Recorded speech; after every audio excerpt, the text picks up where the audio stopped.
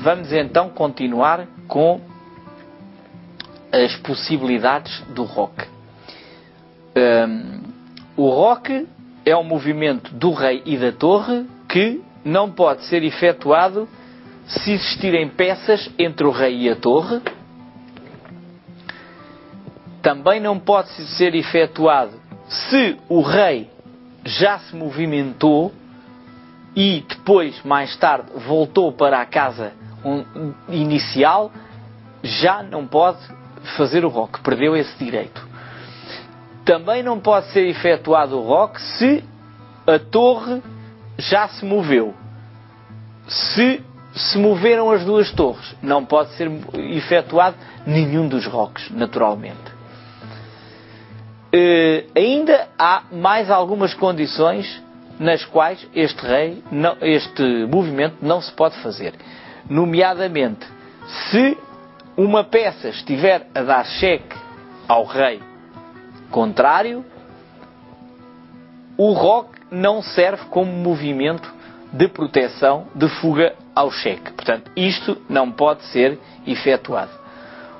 O roque, quando há um cheque, o cheque tem de ser protegido, por exemplo, com esta jogada, e se as brancas jogarem agora ao bispo, na jogada seguinte, o roque já pode ser efetuado, mas não debaixo de cheque.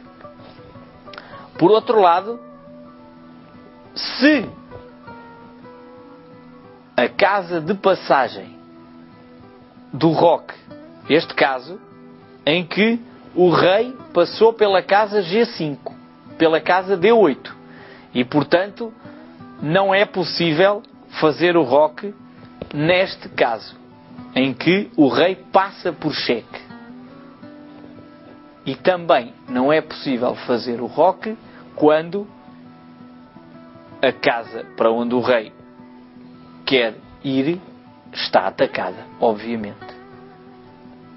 Há, portanto, imensas condições onde o roque não pode ser efetuado.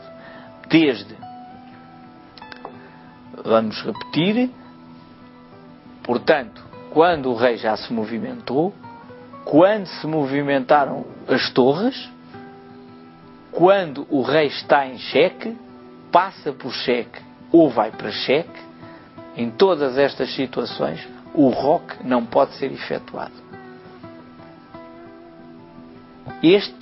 Estas regras, uma vez que são imensas, devem existir nas aulas folhetos de ensino do xadrez com a explicação visual de todas estas regras para que os professores possam dar aos seus alunos e que os alunos possam pôr todo o tipo de dúvidas que surjam sobre estas variadíssimas exceções.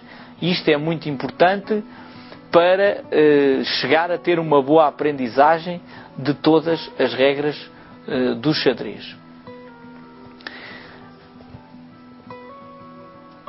O xadrez tem 3 resultados possíveis: o ganhar, o perder ou o empatar.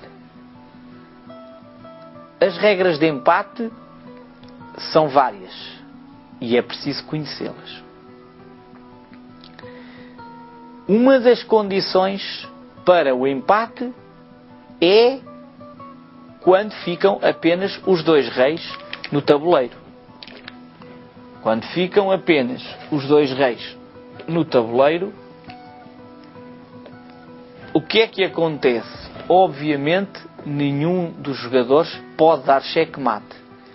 E, digamos assim, não há mais nada para jogar neste jogo, por falta de peças. Então, o jogo é dado por empatado, por não haver possibilidades de jogo.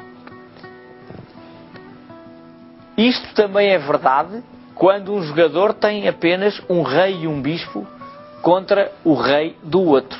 Se colocarmos uma situação num canto, verificamos que há sempre uma casa de fuga. O rei tem sempre uma casa de fuga e, portanto, um bispo e rei não podem dá checkmate a outro rei, mesmo que o outro rei jogasse muito mal. É outra possibilidade de empate por falta de peças para o checkmate.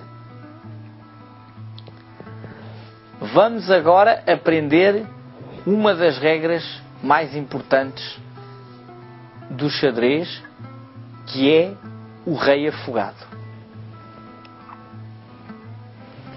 Vamos agora fazer a diferenciação entre checkmate, o cheque e o afogado. Como vimos,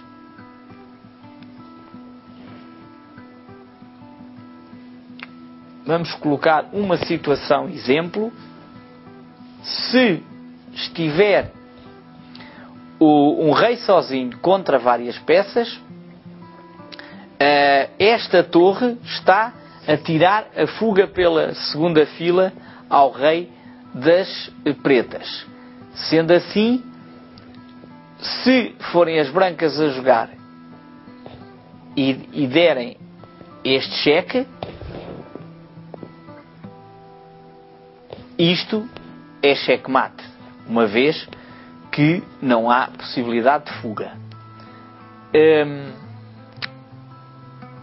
O rei não pode capturar a torre, não há interposição e não há fuga para a segunda linha porque está outra torre.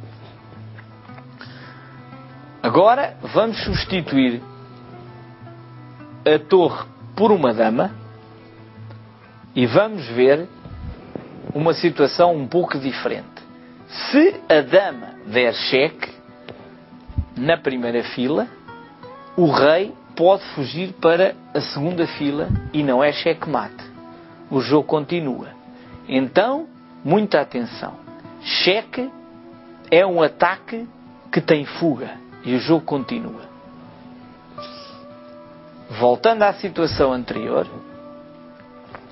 se for cheque com a torre na primeira fila, o rei não tem para onde fugir, porque a torre está a dar cheque e na segunda fila há um controle da dama. Então, checkmate é um ataque que não tem fuga.